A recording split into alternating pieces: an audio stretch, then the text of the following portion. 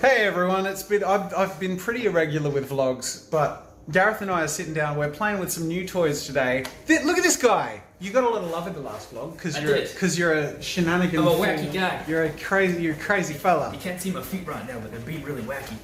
Hey! Oh, this is that was a good operatic. I can't do it. I win. I can't do it. I've got a manly voice. I can't do that girly stuff. This is the DaVinci Resolve color what's the mini panel? Mini. There's a mini and a micro and a major. This is the mini. This is in the middle, and this thing is beautiful. So we've been using the color panel with this color panel, which is what it's for color grading, and it's really cool. That's what the flat footage looked like. Now the phone is going to correct it a little bit and saturate it, so it's going to be hard for you to see what it actually looks like. Boom, color, glorious color. You can see, like, if I flick between them quickly, the phone can't correct so quick. So you get a rough idea as to how it worked out. But the cool thing about Resolve is it's like really known for its color grading, and we're just realizing why. Like, it's amazingly powerful, right? Like, so cool. This is a very similar lighting setup and sort of going for that dramatic, colorful background look. But the last time we did it, we color graded it in Premiere. So it'd be interesting to bring it up as a side-by-side comparison just to see the outcome. Ooh, check this out. Boom, full screen. Oh, look at that face. Look at that big face and monobrow. I really need to deal with that. This is what the color looked like. Okay, so we attempted to go for something dramatic, but we couldn't really isolate any of the areas, so sort of everything is oversaturated, as opposed to Resolve, where it's much more subtle, and you don't lose, like, look at the difference between that, like how rough is that? Look at all the darks and the transitions and the blacks. It's so grainy, Very crunchy. and the only way to make it sort of pop was to make it really harsh. The other thing too is, like, let's say we wanted to compete with that and go a little bit more intense with color. Oh, we could do this while we're in the full screen thing. Let's really make the color in this pop in the way it did in the other one, but without ruining all the blacks, right? So let's go curves. I'm gonna go hue versus saturation. Let's bring up the blues and the magentas. I'm going to up the saturation overall, but I'm gonna drop the color boost so that the skin tone isn't too saturated. And then I'm gonna add a bit of contrast by dropping the blacks, dropping the mids, and bring up the highlights, and then let's play. Oh, and that's the other thing. This is playing in real time with a lot of color grading added. You can't do that in Premiere. Original color, Ew. color graded. Hey. Original color, Ew.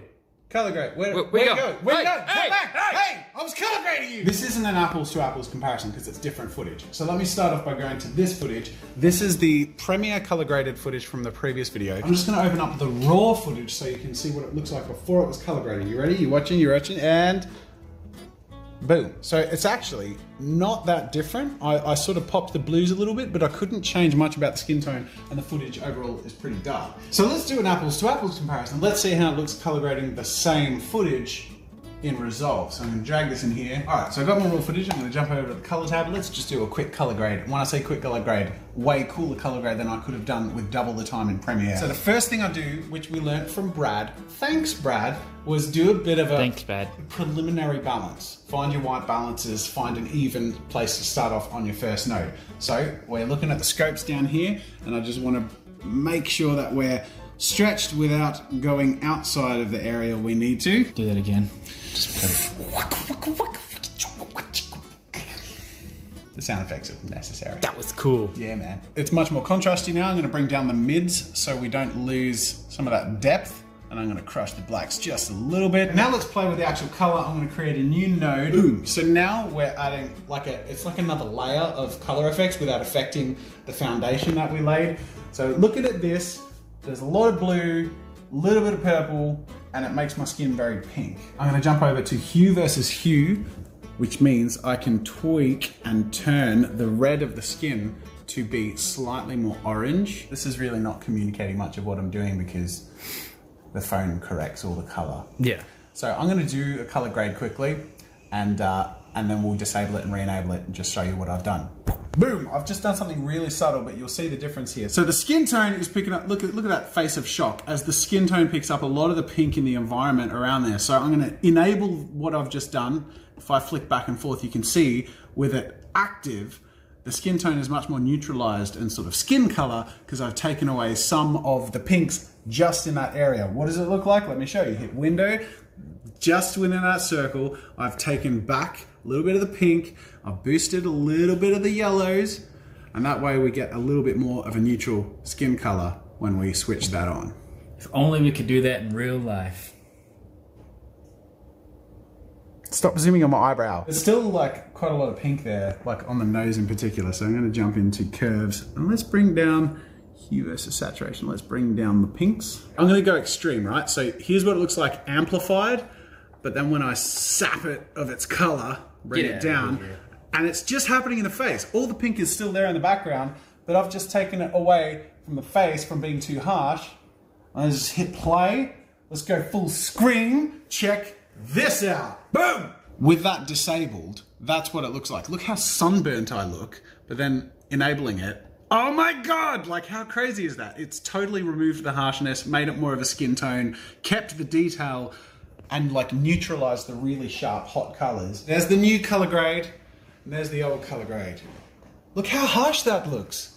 Look how pretty that looks. Oh my God!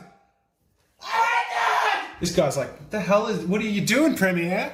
What the hell's going on? You're stupid. At this point, I'm giving up trying to make it like digestible to everyone. I feel like some of the techie, more like edity people enjoyed our last vlog enough for me to justify saying, screw it, let's have some fun. All right, node plus circle, just press that button, boom. Check this out. I'm gonna resize. I'm doing all this positioning and resizing in my fingertips. Check this out. Look at this, I'm resizing. Let's change the ratio. Just reposition this, make it a little bigger, wider. Just cover the eye area, just like this. All right, there you go. I'm just turning up the levels of the blues where in this circle, it's saturating just in the area that I selected there. Tell you what, let's just bump the saturation overall. There's a knob right here, saturation, ready. So I've popped the eyes all out, but now the skin all around my eyes looks like weirdly sunburned. So I'll just go back into my curves. I'll go hue versus saturation and I'll bring down the reds and yellows and just watch this. It's like a magic trick. Just bring down the saturation of that area. I've kept the blue, but I've lost the oversaturated red and pink. And if you really, really wanted to, you could just track the individual eyes because it is changing a little bit in the side there. Yeah, that's where the mask is, but you really could just do one eye at a time if you really wanted to. Yeah. So let's show the tracking because this is really fun, right? Tracker, wait, where is it? Tracker, and then we just hit the play button. See this? Watch this. It's tracking the eyes. Following the eyes. That's crazy. And it is applying that exactly to where my eyes are moving. All I did was hit one button. That's all I did. Not only do I have one, guess what, Gareth? You don't have to guess because you already know. But look at that. We're so friggin' set up. And I also set up my monitors that have been sitting around not being set up for the last year. So monitors as in speakers. Yeah, sorry. Monitors. But these are also monitors. And so are they, so. But how pro do I look? So pro. It's almost like we know what we're doing. Almost. No idea how the hell you use this thing. I am recording a video today and I'm using magic pens. You know, the ones that where you draw on them and the different colors happen? That's what I'm doing today. But I have different kinds of magic pens to figure out what does what and if it really does live up to the nostalgia. Also, fun fact, ever since our Resolve training day, we've been using this unironically. We sort of got this as a gag. When I did the little recording over VidCon Australia with Jaden, the people who recorded it, who are with VidCon now or whatever, used a clapper. And I did sort of, after it, sort of go, oh, they're so professional with their clapper. I sort of like took the piss.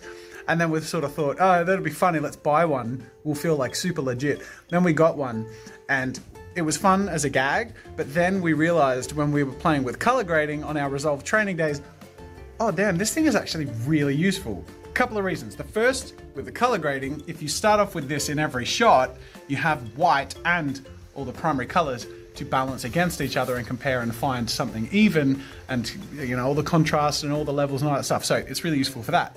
Beyond that, actually having the project name and the date, normally it's like real and blah, blah, blah, but I've just changed it to be the date of the production, which is our naming convention. It's pretty useful too, because often we'll try and figure out what the footage on different cards are, and we'll open it up, we'll just click open a thing and see what project it is, and we'll just have to sort of guess based on what I'm wearing or what the setup is, or we'll have to scrub through the footage and find out what the project was.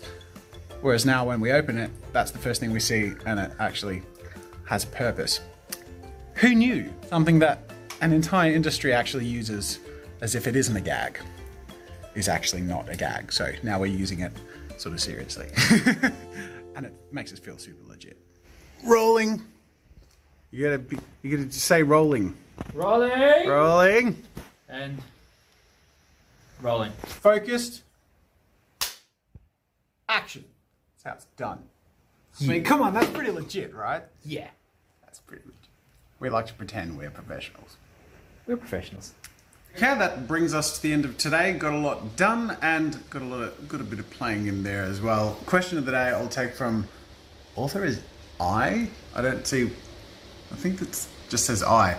Would you be able to come back to this in a few months or so, talk about how the transition goes, specifically from Premiere to Resolve, especially the changes in the workflow you mentioned towards the end?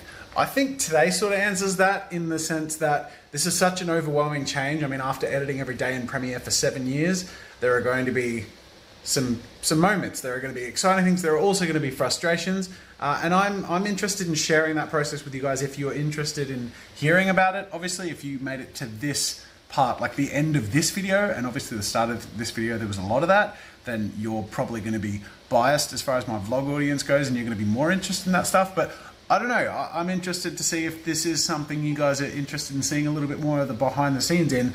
I would be, but I mean, not everyone is. So I think there'll definitely be some progress and updates. But yeah, on the main channel, I do want to do something talking about this transition later down the line too, because I think there's a lot to say about, frankly, the mistakes Adobe has made to be caught up on and overtaken so drastically in something like this. My God, color grading is like my favorite new medium. Like, it's so fun. Anyways, I want to thank you guys for watching. Hope you enjoyed this vlog, and I guess that's it for now, and I'll see you later. I've had this vlog for years and I don't have an official way of ending the video. Doesn't mean I get to do weird stuff though. Like a backflip. I just dropped my phone. It's not cracked. Okay, we're good.